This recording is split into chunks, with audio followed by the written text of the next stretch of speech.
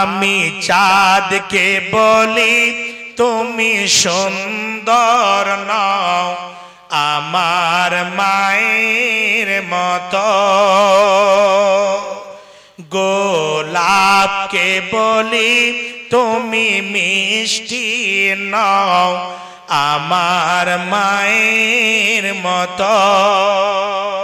এই কোরআন আল্লাহর কাছে গিয়ে দাঁড় হয়ে যাবেন, দাঁড় হয়ে বলবেন, আল্লাহ তোমার বান্দা তোমার বান্দিকে আমি রাত্রি বেলায় ঘুমাতে দিইনি, ঘুমা থেকে আমি তাকে বাধা দিয়েছিলাম, ঘুম থেকে আমি বাধা দিয়েছিলাম, রাত জেগে জেগে জেগে জেগে আমাকে তেলাওয়াত করেছে, দিনের বেলায় কোরআন তেলাওয়াত করেছে, একটু সময় পেয়েছে বিকাল বেলায় তেলাওয়াত করেছে।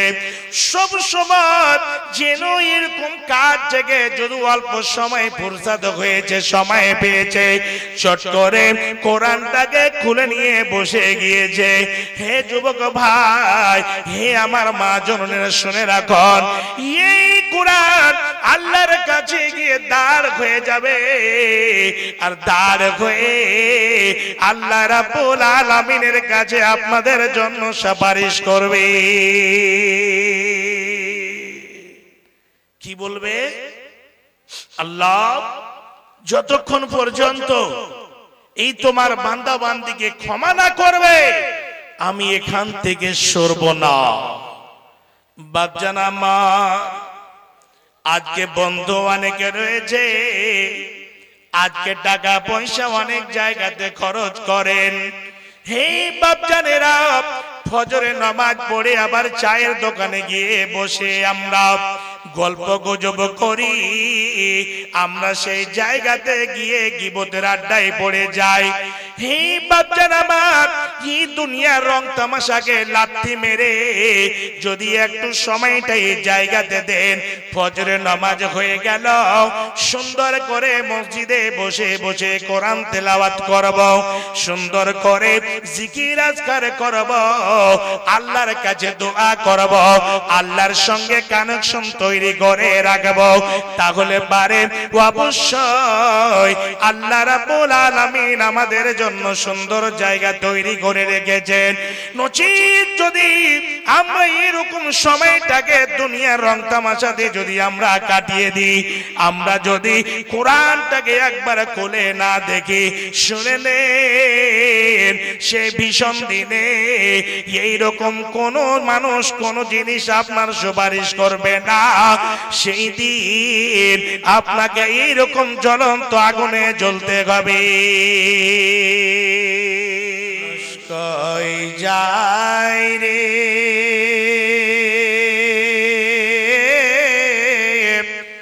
দুনিয়া ছাড়িয়া, মসজিদের ওই পালকি আয়না দোলাতে সাজায়া তারে জনমের লাগিয়া, এই বাড়ির জন্য করলা তুমি কতই মারামারি, মামলা মোকদ্দমা করে নষ্ট করলে করি, এই বাড়ির জন্য করলা তুমি কতই মারামারি, মামলা মোকদ্দমা করে খোয়াইলে করি, আজকে তুমি যাবে চলে সব কিছু ছাড়িয়া, মসজিদের ওই পালকি আয়না দোলাতে সাজায়া তারে জনমের লাগিয়া, ছেলে মেয়ে নববধূর প্রেমেতে মজিয়া, নমাজ রোজা সব ছাড়িলা দুনিয়ায় আসিয়া, ছেলে মেয়ে নববধূর প্রেমেতে মজিয়া, নমাজে রোজা সব ছাড়িলা দুনিয়ায় আসিয়া। সেই ছেলেরাই দেবে গোসল মশারি টানায়া, মসজিদের ওই পালকি আয়না দোলাতে সাজায়া তারে জনমের লাগিয়া। মানুষ কই যায় রে দুনিয়া ছাড়িয়া, মসজিদের ওই পালকি আয়না দোলাতে সাজায়া তারে জনমের লাগিয়া।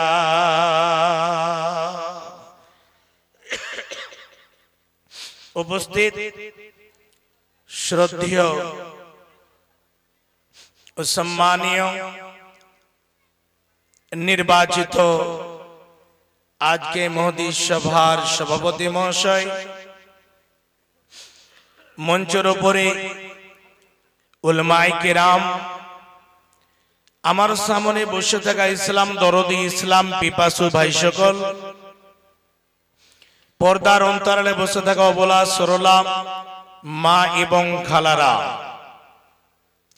সর্বাগ্রী সেই মহান আল্লাহর আমি কৃতজ্ঞতা জ্ঞাপন করি, যেই মহান প্রভু আমাদেরকে সুন্দরভাবে দ্বীনি মজলিসে বসে দুটো কোরআন এবং হাদিসের বয়ান শ্রবণ করার সুযোগ দান করেছেন। তাই আমরা সেই মহান স্রষ্টার দরবারে একটিবার শুকরিয়া আদায় করি, অন্তর খুলে পড়ুন আলহামদুলিল্লাহ। তারপরে পরে আমাদের বিশ্বনবী মানবকুল শিরোমণি নবী আহমদ মুস্তফা মুহাম্মদ মুস্তফা সকল পড়ুন সাল্লাল্লাহু আলাইহি ওয়াসাল্লাম। তিনার প্রতি সদকোটি শান্তির ধারা বর্ষিত হোক। আল্লাহুম্মা সাল্লি আলাইহি আল্লাহুম্মা বারিক আল্লাহুম্মা আমিন। বাপজান আমার মা জননীরা সন্ধ্যা থেকে নিয়ে এখন পর্যন্ত অনেক উলামায়ে কেরামের মুখ থেকে বক্তব্য শ্রবণ করলেন। আপনারা যে এসে বসে আছেন এই শীতের মৌসুমে গরম বিছানা ছেড়ে ঘুমকে ত্যাগ করে ঈমানটাকে আর কোনো জিনিস দিয়ে মাপতে হবে না। বুকে ঈমান আছে, এই অত্র মাদ্রাসাকে নিয়ে মহব্বত, প্রেম, প্রীতি, ভালোবাসা বুকে নিয়ে এসেছে। তার জন্য খুব সুন্দরভাবে এসে গুটিয়ে বসে কোরআন হাদিসের বয়ান শুনছে। খাস করে যখন থেকে মাদ্রাসাকে আল্লাহ কবুল করেছে, প্রায় মোটামুটি 2 বছর 3 বছর পর পর এইরকম যে গাছ আপনারা লাগিয়েছে, মানুষ গাছ লাগাই ফল খাবো বলে, গাছটা লাগিয়ে যদি ফল না ধরে তাহলে কিন্তু অনেক ভেজাল আসে। এই মাদ্রাসা, এই ফুলের বাগান, এই যে আপনারা সাজিয়েছে, আলহামদুলিল্লাহ আজকে তার ফলাফল নিজের সামনে নিজের চোখে দেখলেন। এই জায়গা থেকে কোরআনের পাখি হাফিজে কোরআন আল্লাহ রাব্বুল আলামিন কত সুন্দরভাবে 30 পারা কোরআনকে 114 খানা সূরাকে তাদের সিনার মধ্যে জব্দ করে দিয়েছে। চারটিখানে কথা না, আল্লাহ রাব্বুল আলামিন এমন একটি কিতাব, এমন একটি সংবিধান আমাদেরকে দিয়েছে। এই কিতাবটা খুলবেন, এমন একটি কিতাবের শিক্ষা দেওয়া হয়েছে। শিক্ষকগণ, এই মাদ্রাসার যারা পরিচালক কত মেহনত করেছে, কত শ্রম দিয়েছে, আর দিয়ে যে ছেলেকে তৈরি করতে হয়েছে বা করেছে, এর ফলাফল আল্লাহ রাব্বুল আলামিন খুব সুন্দর জায়গা দেবে। বাপজান আমার, আল্লাহ রাব্বুল আলামিন আমাদের জীবনের গাইডলাইন, এই কিতাব দিয়েছে। এই পৃথিবীর বুকে রাষ্ট্রবিজ্ঞান, ভূতবিজ্ঞান, জীবন বিজ্ঞান আর কত কত যতগুলো দুনিয়াবি বই পুস্তক রয়েছে, এই বইগুলো যদি রাত দিন যদি মুখস্থ করলেন আর পড়ে পড়ে যদি সেই বইগুলোকে করে দেন, একটা রায়ের দানা পরিমাণ যে নেকি হবে বলে কোন কিতাবে লেখা আছে এইরকম হাদিস এইরকম কোন কিতাবে নাই। কিন্তু এই কিতাবকে নিয়ে, এই কোরআনের শিক্ষাকে নিয়ে অনেক জায়গাতে ফকিরি বিদ্যা বলে, অনেক জায়গাতে বলে কি জানে। এই কোরআনকে রিসার্চ করে আজকে সারা বিশ্বের মধ্যে যতগুলো বড় বড় বড় বৈজ্ঞানিক রয়েছে, কোরআনকে রিসার্চ না করলে বড় বৈজ্ঞানিক হওয়া যাবে না।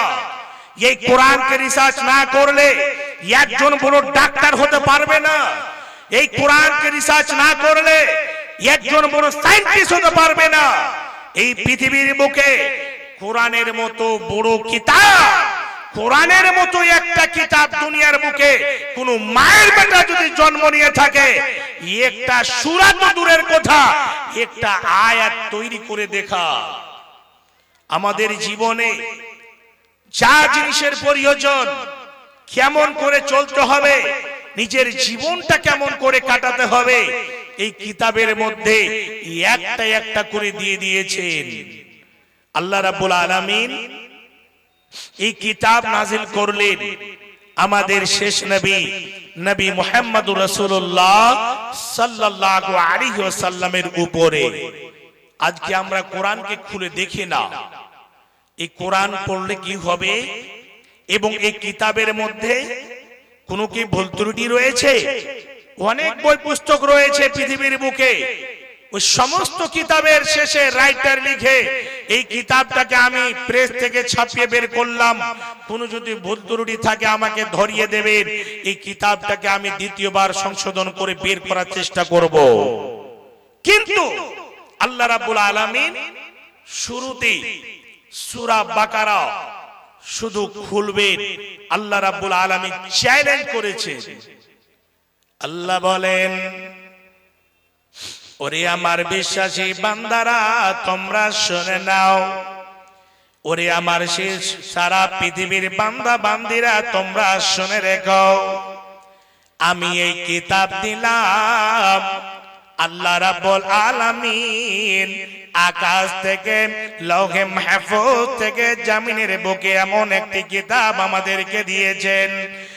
এই কিতাবের মধ্যে যদি কোনো এরকম মানুষ তৈরি হয় যে আমি এই কিতাবের মধ্যে আমি ভুল খুঁজে বের করব, হে বাপজান আমার, যতই বড় শিক্ষিত হোক না কেন, যতই বড় ইঞ্জিনিয়ার হোক না কেন, যতই বড় সায়েন্টিস্ট হোক না কেন, এমন একটি কিতাব আল্লাহ রাব্বুল আলামিন আমাদের দিয়েছেন।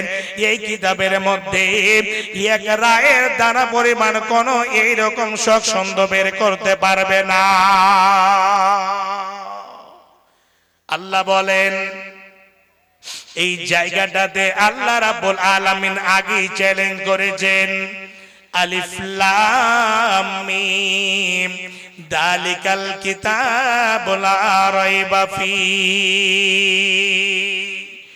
এমন একটি কিতাব আমি দিয়েছি, এই কিতাবের মধ্যে বিন্দু পরিমাণ কোন ভুলের অবকাশ নাই, কোন সুন্দর অবকাশ নাই। এই কিতাবকে নিয়ে যদি সারা জীবন রিসার্চ করে যায়, একটা জাবার থেকে জেবে, জাবার থেকে জেরকে, একটা পেজ থেকে জজমকে কোন মায়ের বেটা কোনদিন পরিবর্তন করতে পারবে না। এই কিতাব আল্লাহ রাব্বুল আলামিন আমাদেরকে দিলেন।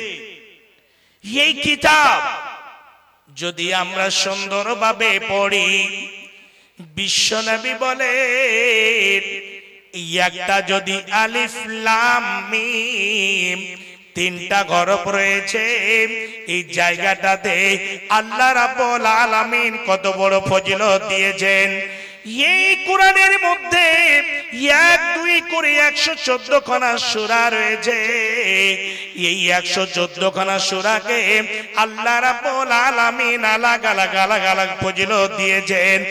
একটা যদি ঘরব তেলাওয়াত করেন, একটা যদি ঘরব পড়েন, আল্লাহ রাব্বুল আলামিন এক নেকি দুই নেকি দেবেন না, বরং একটা ঘরবে আল্লাহ রাব্বুল আলামিন 10 খানা করে নেকি আমাদের দেবে। এই যে কোরআন, এই কোরআন পড়তে গেলে আলিফ লাম মিম 3টা হরফ পড়লেন। আলিফ একটা হরফ, লাম একটা হরফ, মিম একটা হরফ। এই 3টা হরফ পড়লেন, 30 খানা নেকি পেয়ে গেলেন। বাপজান আমার, এই কোরআনকে নিয়ে বিশ্বনবী বলেছেন, ওরে আমার সাহাবীরা, তোমরা বেশি বেশি করে কোরআন তেলাওয়াত করো, বেশি বেশি করে কোরআন পড়ো। এমন একটা সময় আসবে রে, যে সময় বাবা ছেলের হবে না, ছেলে বাবার হবে না। সেই দিন মা মেয়ের হবে না, মেয়ে মায়ের হবে না, বন্ধু বন্ধুর হবে না, ভাই বোনের হবে না, বোন ভাইয়ের হবে না। সেই ভীষণ দিনে এই পৃথিবীর বুকে যতগুলো বই পুস্তক রয়েছে, আপনার দুনিয়াবি যতগুলো এইরকম অঙ্কের বই রয়েছে, ইংরেজি বই রয়েছে, আপনার রাষ্ট্রবিজ্ঞান, ভৌত বিজ্ঞান, জীবন বিজ্ঞান, এই বইগুলো পৃথিবীর বুক থেকে সেই ভীষণ দিনে আল্লাহর কাছে সুপারিশ করতে পারবেন না। কোরআন ছাড়া, এই কোরআন সম্পর্কে বিশ্বনবী বলেন, হে আমার সাহাবীরা, ওরে আমার উম্মতেরা, ইকরাউল কোরআন ফাইন্নাহু ইয়াতি ইয়াউমাল কিয়ামাতি শাফিআন লিআসহাবিহি। এমন একটা সময় আসবে যেই দিন মানুষ আমল নামা নিয়ে ত্রাগে ত্রাগে করবে, ছুটাছুটি করবে। সেই ভীষণ দিনে, যে সময় একেবারে হিসাব নিকাশ হয়ে যাবে, চার্জশিট তৈরি হয়ে যাবে, সেই দিন এই কোরআন আপনার সঙ্গী সাথী হয়ে আল্লাহ রাব্বুল আলামিনের কাছে গিয়ে দাঁড় হয়ে যাবে। আল্লাহ রাব্বুল আলামিন এই কোরআনকে আকার আকৃতি দান করবে। এই কোরআন আল্লাহর কাছে গিয়ে দাঁড় হয়ে যাবেন, দাঁড় হয়ে বলবেন, আল্লাহ, তোমার বান্দা, তোমার বান্দিকে আমি রাত্রি বেলায় ঘুমাতে দিইনি, ঘুমা থেকে আমি তাকে বাধা দিয়েছিলাম, ঘুম থেকে আমি বাধা দিয়েছিলাম, রাত জেগে জেগে জেগে জেগে আমাকে তেলাওয়াত করেছে, দিনের বেলায় কোরআন তেলাওয়াত করেছে, একটু সময় পেয়েছে বিকাল বেলায় তেলাওয়াত করেছে। সব সময় যেন এরকম কাজ থেকে যদি অল্প সময় ফুরসাত হয়েছে, সময় পেয়েছে, চট করে কোরআনটাকে খুলে নিয়ে বসে গিয়েছে। হে যুবক ভাই, হে আমার মা জননীরা, শুনে রাখুন, এই কোরআন আল্লাহর কাছে গিয়ে দাঁড় হয়ে যাবে, আর দাঁড় হয়ে আল্লাহ রাব্বুল আলামিনের কাছে আপনাদের জন্য সুপারিশ করবে। কি বলবে? আল্লাহ, যতক্ষণ পর্যন্ত এই তোমার বান্দা বান্দিকে ক্ষমা না করবে, আমি এখান থেকে সরব না। বাপজান আমার, আজকে বন্ধু অনেকে রয়েছে, আজকে টাকা পয়সা অনেক জায়গাতে খরচ করেন। হে বাপজানেরা, ফজরে নামাজ পড়ে আবার চায়ের দোকানে গিয়ে বসে আমরা গল্প গুজব করি, আমরা সেই জায়গাতে গিয়ে গীবতের আড্ডায় পড়ে যাই। হে বাচ্চারা আমার, এই দুনিয়ার রং তামাশাকে লাথি মেরে যদি একটু সময়টা এই জায়গাতে দেন, ফজরের নামাজ হয়ে গেল, সুন্দর করে মসজিদে বসে বসে কোরআন তেলাওয়াত করব, সুন্দর করে জিকির আজকার করব, আল্লাহর কাছে দোয়া করব, আল্লাহর সঙ্গে কানেকশন তৈরি করে রাখব, তাহলে পারে অবশ্যই আল্লাহ রাব্বুল আলামিন আমাদের জন্য সুন্দর জায়গা তৈরি করে রেখেছেন। নচিত যদি আমরা এরকম সময়টাকে দুনিয়ার রং তামাশাতে যদি আমরা কাটিয়ে দিই, আমরা যদি কোরআনটাকে একবার খুলে না দেখি, শুনে নেন সে ভীষণ দিনে এইরকম কোন মানুষ কোন জিনিস আপনার সুপারিশ করবে না। সেই দিন আপনাকে এইরকম জ্বলন্ত আগুনে জ্বলতে হবে। আজকে টাকা পয়সা হয়েছে, বন্ধু বান্ধবকে নিয়ে অনেক উল্লাস তাফাল্লি, অনেক কিছু চলে। আল্লাহ রাব্বুল আলামিন যে অফার দিয়েছে, এই অফার গুলো যদি আমরা মেনে চলি, তাহলে পারে আমরা পরকালে সাকসেস হব, আমরা সাফল্যমণ্ডিত হব। আমাদের জন্য পরকালে রেখেছেন জান্নাত, সেই জায়গাতে চির জনমের মতো থাকবো। বাপজান আমার মা জননী, একটু লক্ষ্য করুন।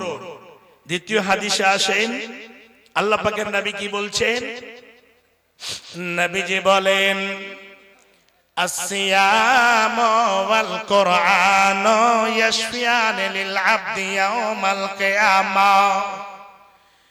এমন একটা সময় আসবে, দুই প্রকারের ইবাদত আল্লাহর কাছে গিয়ে আপনাদের জন্য সুপারিশ করবেন। এক নম্বর হলো আল্লাহ রাব্বুল আলামিন 11 মাসের পরে 1 মাস রোজা দিয়েছেন, সিয়াম দিয়েছেন। সিয়াম হচ্ছে ব্যতিক্রম ইবাদত, খুব পাওয়ারফুল ইবাদত। এই রোজা যদি আমরা সুন্দরভাবে পালন করি, আমরা টাল বাহানা করে রোজাকে ছেড়ে দেব না। 1 মাস আমরা সুন্দরভাবে সিয়াম পালন করব, রোজা রাখব, আল্লাহকে সন্তুষ্ট করার জন্য, আল্লাহকে রাজি করার জন্য। এই রোজা আল্লাহ রাব্বুল আলামিনের কাছে দাঁড় হয়ে যাবে। কোন সময় দাঁড় হবে? যেই সময় আমাদের হিসাব নিকাশ হবে, সেই দিন এই রোজা আল্লাহর কাছে গিয়ে ছায়ার মতো হয়ে দাঁড় হয়ে যাবে। দেখতে পাবেন কেমন ছায়া হয়। একেবারে খুব এইরকম রৌদ্র পড়ছে, রৌদ্র পড়তে পড়তে হঠাৎ করে যেন আকাশে মেঘ মেঘান্ন হয়ে গেল, আকাশটা যেন মেঘলা হয়ে গেল। আকাশে যখন মেঘলা হয়ে যায়, এইরকম ঠান্ডা হয়ে যায় এবং ছায়ার মতো কালা হয়ে যায়। সেই মতো হয়ে আল্লাহর কাছে গিয়ে এই রোজা দাঁড় হয়ে যাবে। দাঁড় হয়ে আল্লাহকে বলবে, আল্লাহ তোমার বান্দা বান্দিকে তুমি কেমন করে জাহান্নামে দেবে? এই তোমার বান্দা বান্দি তোমাকে সন্তুষ্ট করার জন্য আমাকে পালন করেছে। এইরকম ভাবে রাত্রি 3টার সময় সাহারি খেয়েছে, রাত্রে 3টার সময় সাহারি খেয়ে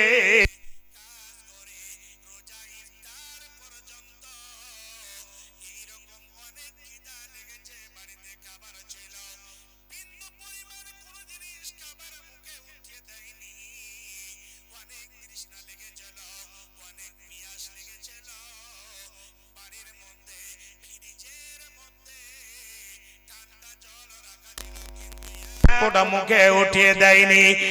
এই রোজা আল্লাহর কাছে একটা একটা করে কথা বলবে। আল্লাহ দিনের বেলায় খাস করে নিজের বাড়িতে হালাল বিবি ছিল, খাস করে রোজা রাখালাতে নিজের হালাল বিবির দিকে একবার খারাপ নজরে দেখেনি। আল্লাহ গো তোমার সন্তুষ্টি অর্জনের জন্য, আল্লাহ তোমাকে রাজি করার জন্য 1-2 করে 30 খানা সিয়াম পালন করেছে। এই রকম ভাবে রোজা আল্লাহর কাছে গিয়ে দাঁড় হয়ে ওই আল্লাহর বান্দা বান্দীদের জন্য সুপারিশ করবে। নারে তাকবীর। এই রকম ইবাদত আজকে অনেকে দেখবেন রোজা যখন আসে তখন মনে হয় একেবারে অসুখ হয়ে গেল, ডাক্তারের কাছে গিয়ে বলবে রোজার দিন সবাই রোজা রেখেছে, আবার আমি রোজা যদি না রাখি তাহলে কেমন হবে, তো কিছু ওষুধ নিয়ে নিল, গিয়ে বলবো ঝনঝনা ওষুধগুলো দেন তো। ঝনঝনা ওষুধ বুঝছেন, গ্যাসের, সাহেবে গ্যাস ট্যাবলেট নিয়ে নিল আর বলছে আমাকে অসুখ হয়েছে।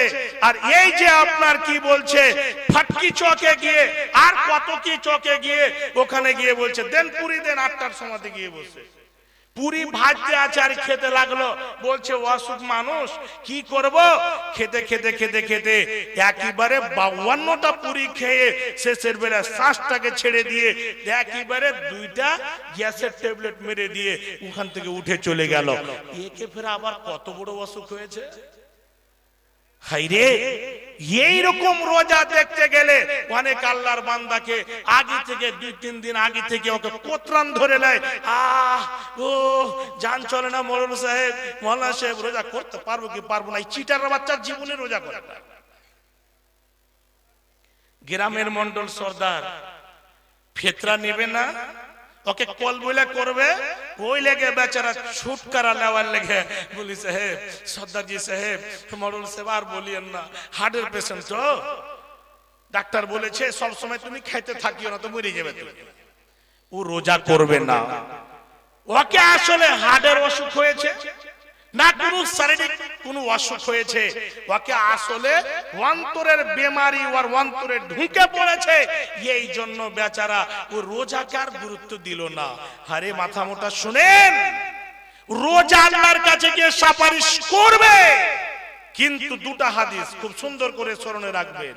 নবীজি কি বলছেন, একজন আল্লাহর বান্দা যদি একটা সিয়াম পালন করে আল্লাহর জন্য, ভালো করে মাথায় রাখবেন, একটা সিয়াম যদি আল্লাহর জন্য রাখে তাহলে সে বান্দাকে 70 বছর জাহান্নাম থেকে দূরে সরিয়ে রাখবেন। 70 বছর জাহান্নাম থেকে দূরে সরিয়ে রাখবেন। আল্লাহু আকবার। দ্বিতীয় হাদিসে এসেছে একজন যদি কেউ আল্লাহর জন্য সিয়াম পালন করে তাহলে 100 বছর জাহান্নাম থেকে দূরে সরিয়ে রাখবেন। তাহলে সিয়ামটা কত পাওয়ারফুল ইবাদত, কত গুরুত্বপূর্ণ ইবাদত। বাপজান, আমার মা জননী, যুবক ভাইরা, আল্লাহ পাকের নবী 2টো জিনিসকে এক জায়গাতে বর্ণনা করলেন, আসিয়াম ওয়াল কোরআন। রোজা আল্লাহর কাছে গিয়ে আপনার জন্য সুপারিশ করবেন, আল্লাহ তুমি একে ক্ষমা করো, না হলে এখান থেকে আমি সরব না। একে ক্ষমা করে আগে জান্নাতে দাও, তারপরে আমি এখান থেকে সরব, নচেত আমি সরব না। সিয়াম সুপারিশ করবেন। দ্বিতীয় নম্বরে ওয়াল কোরআন। এই কোরআন আল্লাহর কাছে গিয়ে সুপারিশ করবেন, আল্লাহকে বলবেন আল্লাহ যতক্ষণ পর্যন্ত তোমার বান্দা বান্দিকে ক্ষমা না করবে আর একে জান্নাতে না দেবে আমি এখান থেকে দূরে সরব না। কোরআন মোটামুটি করে রমজানে একবার খুলে দেখে, তারপরে আর কোরআনটা জীবনে 11 মাস খুলে দেখলাম না। মোবাইলে একেবারে সব সময় যুবক ভাইরা আপনাদের এলাকাতে আছে কিনা, তবে অনেক জায়গাতে আমরাকে সফর করতে হয়, যেতে হয়, একেবারে ছাকাম ছাকাম ছাকাম ছাকাম লাগিয়ে দিয়েছে আর মোবাইল চালিয়ে কাজ করে মোটরসাইকেলে বসে এমন ট্রেন এসে একেবারে ওকে সিটি মারছে, কিছু বুঝতে পারলো না, তাকে আটা পিছা করে পিছে আর গোষ্ঠীকে বিক্রি করে চলে গেল। আর শুনবি তুই, শুনে নে, ভালো করে শুনেন, আল্লাহ রাব্বুল আলামিন খুব সুন্দর করে আমাদেরকে সুন্দর পথ দিয়েছে। এই কোরআন আল্লাহু আকবার আমাদের জীবনে পুরো লাইফের গাইডলাইন, এই কোরআন এই দুনিয়াতে আল্লাহ রাব্বুল আলামিন খাস করে কোরআনকে শিফাও বলেছেন। এই কোরআনকে যদি ভালো করে ব্যবহার আমরা করতে পারি, এই কোরআনের প্রতি যদি আমরা আমল করতে পারি, এই কোরআনটাকে যদি আমরা সিনার মধ্যে ঢুকিয়ে রাখতে পারি, তাহলে অবশ্যই কোরআনটা খুলবেন, বুঝতে পারবেন। কেমন করে? এই যুবক ভাই আমার, সকাল বেলায় বাড়ি থেকে বের হবেন, কোন জায়গাতে যাবেন, সেই সময় অনেক যুবক ভাইয়েরা বাড়ি থেকে বের হবার সময় রাজনীগন্ধা আবার কত কি গুটকা গুলো ফেড়ে মুখে দিয়ে দিল, আর দিয়ে একটা গান বের করে ইয়ারফোন লাগিয়ে নিয়ে পকেটে মোবাইলটাকে ঢুকিয়ে নিয়ে গাড়ি নিয়ে বের হয়ে চলে গেল। হে যুবক ভাই, বিশ্বনবী নবী মুহাম্মদুর রাসূলুল্লাহ সাল্লাল্লাহু আলাইহি ওয়াসাল্লাম খুব সুন্দর করে আমাদের শিক্ষা দিয়েছেন। আবার এই কোরআনের মধ্যে এমন একটি দোয়া রয়েছে, এই দোয়াটা যদি সুন্দর করে তেলাওয়াত করতে পারেন, এই দোয়াটা যদি সুন্দর করে পড়ে যখন আপনি সাইকেলে চাপবেন, মোটর সাইকেলে চাপবেন, যখন চার চাকায় চাপবেন, যখন মোটর বাসে চাপবেন, এই রকম করে সুন্দর করে দোয়াটা পড়বেন। কি দোয়াটা?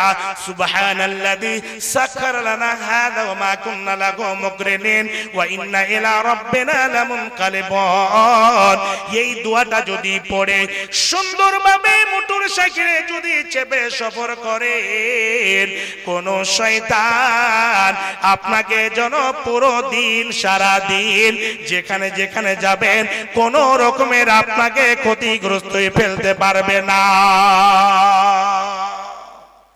আর যদি দোয়া না পড়ে বের হন, যেখানে যাবেন শয়তান যাবে, কোন জায়গাতে অ্যাক্সিডেন্ট ঘটাবে, না হলে কারোর সঙ্গে ঝগড়া করাবে, আর নাহলে কোনো বিপদ ঘটাবে।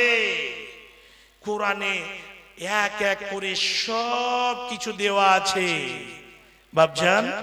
এই কোরআনের মধ্যে 114 খানা সূরা রয়েছে। এই কোরআনটাকে একটু কাজে লাগান না।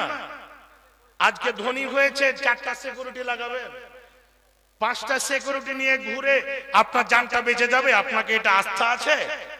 কিন্তু কোরআনটাকে যদি একটু সুন্দর করে মূল্যায়ন করতে পারে, তাহলে কোনো সিকিউরিটির দরকার নাই, কোনো আপনার সঙ্গে বাড়িতে দারওয়ানের দরকার নাই।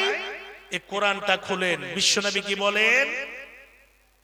যারা সুন্দরভাবে এই কোরআনের মধ্যে এমন একটা দোয়া রয়েছে যাকে আমরা আয়াতুল কুরসি বলে জানি, এই জায়গাতে সুন্দরভাবে প্রতি রাত শুইবার সময় যখন আপনি নামাজ পড়ে আসলেন, এশার সময় গেটটা যখন বন্ধ করবেন, বিসমিল্লাহ বলে গেটটা বন্ধ করে দেবেন।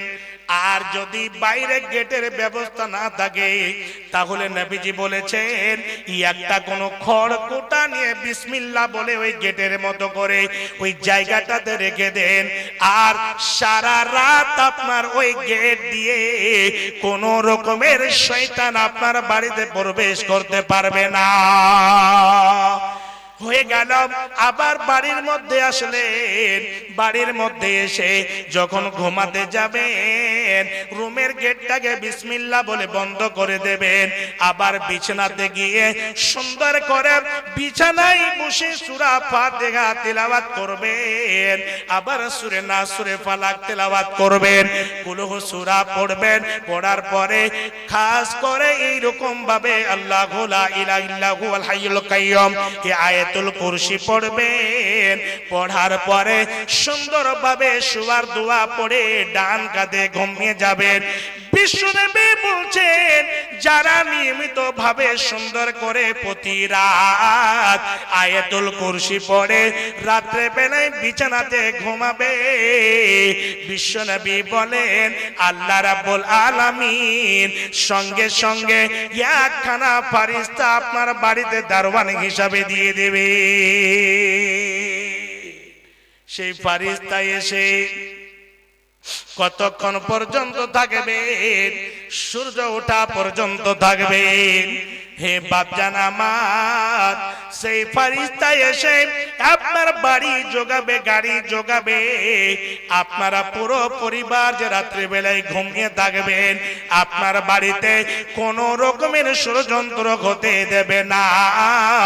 আল্লাহ রাব্বুল আলামিন ডাইরেক্ট আপনার বাড়ির হেফাজত করবে। ঈমানের পথে অবিচল থেকে আমার মরণ যেন হয়। ঈমানের পথে অবিচল থেকে আমার মরণ যেন হয়। তোমারই কাছে মিনতি আমার, তুমি মহামহিম দয়াময়। ঈমানের পথে অবিচল থেকে আমার মরণ যেন হয়। সকল বলুন আল্লাহুম্মা আমিন। বাপজান আমার, সেই পরকালকে চিন্তা করে আমাদের কাজ করতে হবে। তাহলে যদি আমরা প্রতি রাত ঘুমাবার সময় আয়াতুল কুরসি পড়ে যদি আমরা ঘুমাই, তাহলে শুনে নেন আল্লাহ রাব্বুল আলামিন আমাদের পুরো বাড়ির হেফাজত করবেন। ফেরেশতার দ্বারা আপনার বাড়িতে একটা সিকিউরিটি গার্ড হিসেবে পাঠিয়ে দেবেন। তাহলে বুঝতে পারলেন আল্লাহ রাব্বুল আলামিন কেমন ভাবে জায়গাতে আয়াতুল কুরসির মর্যাদা দিয়েছেন, এই কোরআনের ফজিলত কেমন দিয়েছেন। শুধু তাই নয়, এই আয়াতুল কুরসি যারা নিয়মিত ভাবে প্রতি রাত তেলাওয়াত করবে, পড়ে ঘুমাবে, সেই দিন যেদিন মানুষ আমল নামা নিয়ে ত্রাগে ত্রাগে করবে, ছোটাছুটি করবে, সেই দিন এই আয়াতুল কুরসি আল্লাহর কাছে গিয়ে আমাদের জন্য সুপারিশ করবে।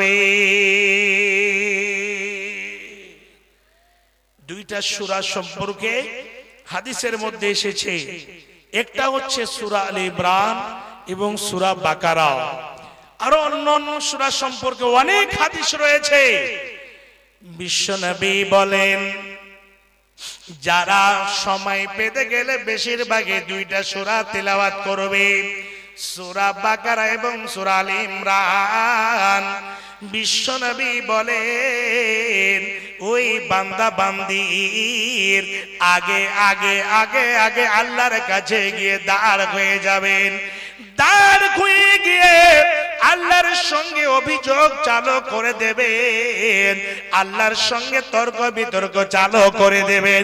আল্লাহ, তোমার বান্দা এরকম ভাবে তাসের আড্ডাতে গিয়ে সময় কাটায়নি, মদের আড্ডাতে গিয়ে সময় কাটায়নি, খাস করে গীবতের আড্ডায় গিয়ে সময় কাটায়নি। তোমার বান্দা খুব সুন্দর ভাবে একটু যদি সময় পেয়েছে আমাদের তেলাওয়াত করেছে, আমাদের পড়েছে। আল্লাহ গো, তোমার বান্দা বান্দিকে তুমি ক্ষমা করো। আল্লাহ, তোমার বান্দা বান্দিকে তুমি জান্নাতে দাও। যতক্ষণ পর্যন্ত ক্ষমা না করবে আমরা এই জায়গা থেকে বিন্দু পরিমাণ দূরে সরব না। জি, তারপরে একটা সূরার কথা আর বলবো। ওই সূরাটা যদি প্রতি রাত তেলাওয়াত করেন, তাহলে নবীজি বলেছেন যে যদি সেই লোকটি সে রাত্রে বেলায় মারা যায়, তাহলে পারে সেই লোকটির কবরে আযাব হবে না। সেই সূরাটি হচ্ছে সূরাতুল মুলক।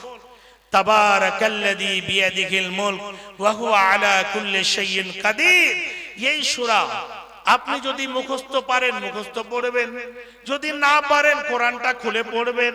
না হলে আজকাল মোবাইলে তো কোরআন আছে, ডাউনলোড করে সুন্দরভাবে সূরাটাকে বের করে পড়ে নেবেন। প্রতি রাত যারা নিয়মিত ভাবে সুন্দরভাবে এই সূরা মুলক তেলাওয়াত করে ঘুমাবে, যতক্ষণ না পড়বে ঘুমাবে না। নবীজি বলেন, ওই আল্লাহর বান্দা বান্দি যদি সূরা মুলক তেলাওয়াত করার পরে যদি ঘুমায়, সেই রাত্রে যদি সেই আল্লাহর বান্দা বান্দি দুনিয়া ছেড়ে যদি চলে যায়, তাদের কবরে আযাব হবে না, তাদেরকে আল্লাহ জাহান্নামে দেবেন না। দ্বিতীয় নম্বরে হলো এই সূরা মুলক আল্লাহর কাছে গিয়ে এমন ভাবে দাঁড় হয়ে যাবে, এমন ভাবে তর্ক বিতর্ক লাগিয়ে দেবে, আল্লাহকে বলবে আল্লাহ যতক্ষণ পর্যন্ত তোমার বান্দাকে ক্ষমা না করবে ততক্ষণ পর্যন্ত আমি এখান থেকে দূরে সরব না। তাহলে সূরা মুলকের দুটো জিনিস আমরা দুটো ফায়দা বুঝতে পারলাম। বাপজান আমার, যারা কোরআন তেলাওয়াত করতে জানেন না তাদের জন্য একটা অফার দিয়ে আমি মেন টার্গেটে যাব। কি অফার? নবীজি বলেছেন একেবারে সহিহ হাদিস, কুল হু সূরা মুখস্থ আছে ভাই, সূরা ইখলাস আছে, পুরো কোরআন আপনাদের মুখস্থ নাই বা পড়তে জানেন না। যারা কোরআন পড়তে জানেন না, এক নম্বরে আপনাদের কোরআনকে শিক্ষা নিতে হবে, পড়তে হবে। যদি সেটাও না পারেন, যে কোনো সময় আপনার যখন আপনাকে সময় দেবে বা আপনি সময় পাবেন, সুন্দরভাবে একবার কুল হু সূরাটা তেলাওয়াত করবেন। একবার যদি তেলাওয়াত করেন 10 পারা কোরআন পড়ে, কেন একে বলে সুলুসে কোরআন, 3 ভাগ করেন। যদি একবার পড়েন তাহলে 10 পারা কোরআন পড়ে যতটা নেকি হয় আল্লাহ রাব্বুল আলামিন আপনাদের নেকি ততটা দেবেন। 2 বার যদি কুল হু সূরা তেলাওয়াত করেন তাহলে 20 পারা 20 পারা কোরআন পড়ে যতটা নেকি পান, ততটা নেকি আল্লাহ রাব্বুল আলামিন আপনাদের দেবেন। 3 বার যদি কোরআন ওই সূরাটা যদি তেলাওয়াত করেন তাহলে পারে পুরো কোরআন পড়ে 30 পারা কোরআন পড়ে যতটা নেকি হয় ততটা নেকি আল্লাহ রাব্বুল আলামিন আপনাদের খাতায় দেবে। তাহলে কত বড় অফার বাপজান।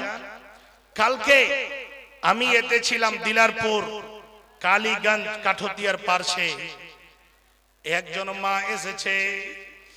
সেই মাটা এসে বলছে মননা কিছু টাকা দিয়েছে, বলছে আমার একটা ছেলেকে হাফিজ করার জন্য মাদ্রাসাতে দিয়েছিলাম, হিফজে পড়াশোনা করছিল, হঠাৎ করে আমার ছেলেটা দুনিয়া ছেড়ে চলে গিয়েছে, মারা গিয়েছে। ওই ছেলেটাকে নিয়ে কত দুঃখ বেদনা, তার মা দান করছে, তার বোনেরা দান করেছে।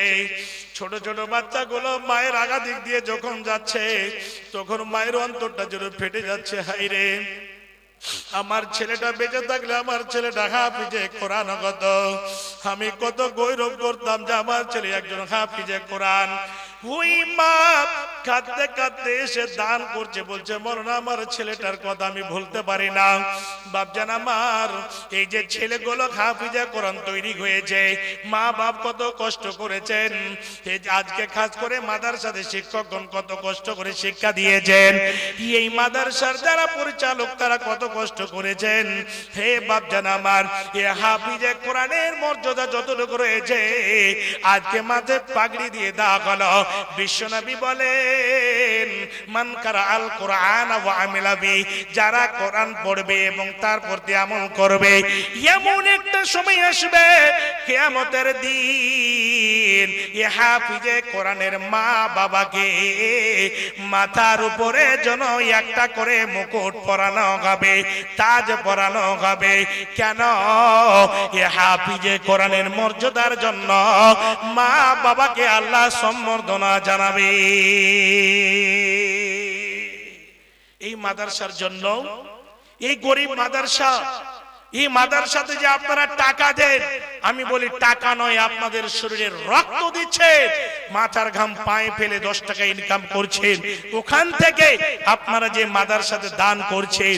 বাপজান, সময় একেবারে সংকীর্ণ, আপনাদের কাছে আমি 5 থেকে 7 মিনিট আমি আর আছি। এই মাদ্রাসাতে মৃত্যু মায়ের জন্য, মৃত্যু বাবার জন্য আমার খুব মনে বড় একটা আশা ছিল। ওখানে গিয়ে আসলে গত বছর শারীরিক অবস্থা খারাপের জন্য আমি আসতে পারিনি, আমার পরিবর্তে কাউকে পাঠিয়েছিলাম। আর আজকে একটা আমার আশা ছিল কিছু আমি মন ভরে বলবো, তবে সময় পেলাম না। অল্প সময় কিছু বললাম, আল্লাহ বাঁচিয়ে রাখলে আবার হবে। তবে আপনাদের কাছে আমি হাত বাড়াবো। মৃত্যু মা, মৃত্যু বাবা কবরে শুয়ে আছে, এমন দেশে গেছে সে দেশ থেকে আর ফেরার কোনো একেবারে কোনো ব্যবস্থাই নাই। আল্লাহ রাব্বুল আলামিন আমাদেরকে সেই জায়গাতে নিয়ে যাবেন। পরকালকে চিন্তা করে মৃত্যু মা বাবার জন্য, মৃত্যু দাদু দাদির জন্য, মৃত্যু নানা নানির জন্য, মৃত্যু আত্মীয় স্বজনের জন্য আপনাদের কাছে আমি হাতটা বাড়াচ্ছি। আমার যুবক ভাই, আমার মা জননী, মা আপনাদের প্যান্ডেলে চাদর যাবে, খাস করে চাদরে আপনারা হাতের নাকের কানের টাকা পয়সা গয়না গাঠি একেবারে মন খুলে আপনারা দেবেন। মা আপনাদের মায়ের মতো মায়ের পেট থেকে এই যে বাচ্চাগুলো হাফিজে কোরআন তৈরি হয়েছে, যেন যতগুলো আমার মা বোন এসেছে প্রত্যেক মা বোনের পেট থেকে হাফিজে কোরআন এবং বড় বড় মুহাদ্দিস যেন জন্ম নেন, এটা আমি দোয়া করব। মা আমার, বোন আমার, এই গরিব মাদ্রাসাকে, এই অত্র মাদ্রাসাতে আপনারা মন ভরে দেবেন। আর একজন বড় ভাই আমার 500 টাকা আমার হাতে দিয়েছে, আল্লাহর দানকে সাদর গ্রহণ করে নাও। আল্লাহ মনের আশা পূর্ণ করে দাও।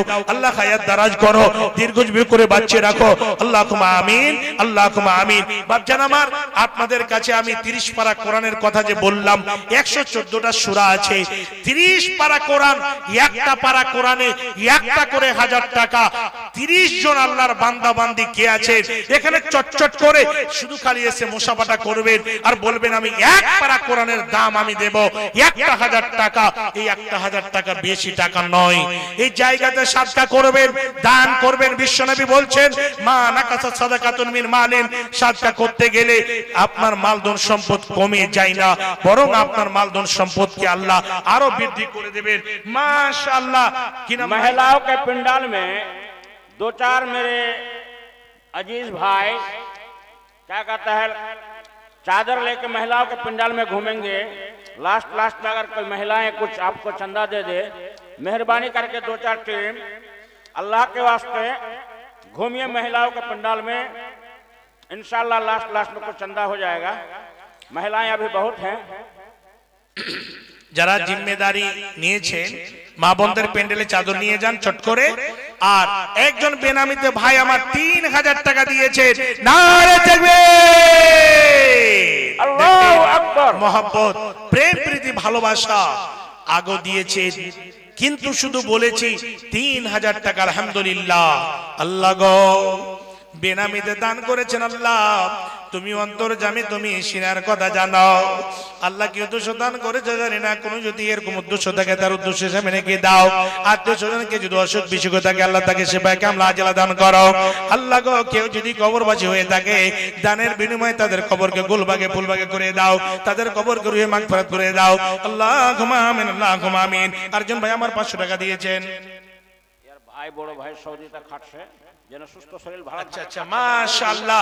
এ ভাই বড় ভাই সৌদিতে থাকে, ভাইয়ের জন্য 500 টাকা দিয়েছেন যাতে করে শরীর স্বাস্থ্য ভালো থাকে, বিপদ আপদ থেকে আল্লাহ বাঁচিয়ে রাখেন। আল্লাহ কয়েকজন বান্দা তোমার এখানে দিয়েছিল, পরিমাণে 500 করে দান করে গেল। বড় আশা করে আল্লাহ দিয়ে গেল, দান উদ্দেশ্য পূরণ করো তুমি। মাশাআল্লাহ ভাইজান ডাংরা মাশাআল্লাহ, ডাংরা থেকে 1000 টাকা 1000 টাকা দিয়েছেন। আলহামদুলিল্লাহ। আমি 1000 করে চেয়েছিলাম, প্রথমে 1 নাম্বার পেয়েছি 1000 টাকা। আলহামদুলিল্লাহ। বাপজান আমার, একটা করে 1000 টাকা আমি বেশি চাইনি। যদি কেউ 20000, 50000, 10000, 5000 দিতে চান অবশ্যই, তবে আমি এই কোরআনের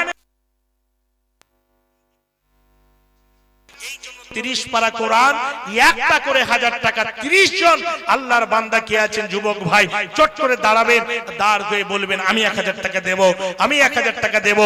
এবং দান শুধু টাকা নয়, টাকার সাথে সাথে অনেক কিছু